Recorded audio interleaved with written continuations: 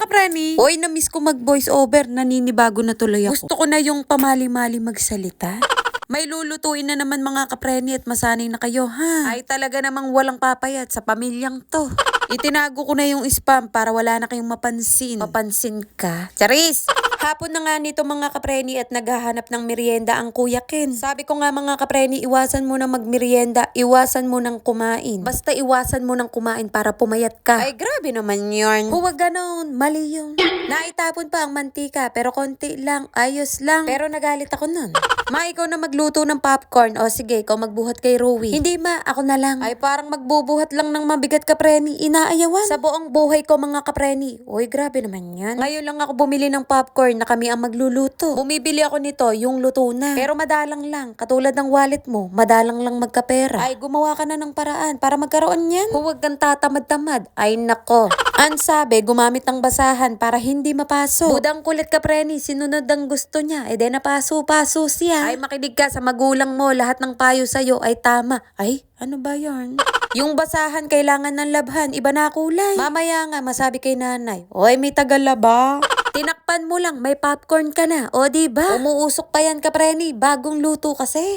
Ay, may putok ka. Ay, pumutok. Uy, kapreni, bawal magalit dito ha. Dapat ako lang. Sorry na. Masarap to kapreni kapag may cheese powder. Kaya naman. Uy, ang voice over, mahinahon lang. Ay, baka may magsabi na naman ng, ano ba yan? Ang pangit mag-vlog. Eh, ano naman kung pangit? At least marunong mag-vlog. Kita ko nga profile mo eh, nagtatago sa filter.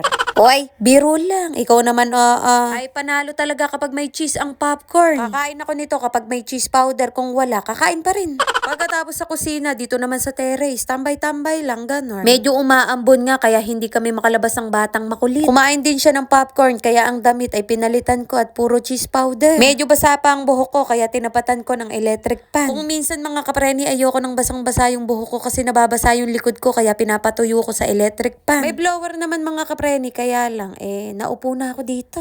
At may batang tuwang-tuwa at ginaganyan ko. Nagchat ang tita ko at kumuha daw ako ng lugaw. Pagkabasa ko nga kapreni, ay talaga namang pumunta kagad ako. O, diba may kasamang egg? Sana all. May ganito rin ba kayong kapitbahay? O, yung bata, kakain na naman. Walang papayat sa pamilyang to. Nagmamadali nga akong subuan siya kapreni dahil puro tinapay ang kinakain nito. Ay kapag naumpisahan bang pakainin ng tinapay kapreni, ayaw nang kumain ng kanin. At least kumakain pa rin mga kapreni. Hanes, yun ang pinaka-importante. At yun ang mahalaga. Yun ang tama. Uy, may tama ka na. Alam nyo ba mga kapreni? Ay, saka na lang. Matatapos na pala ang video ko na to. Ay, saka na lang.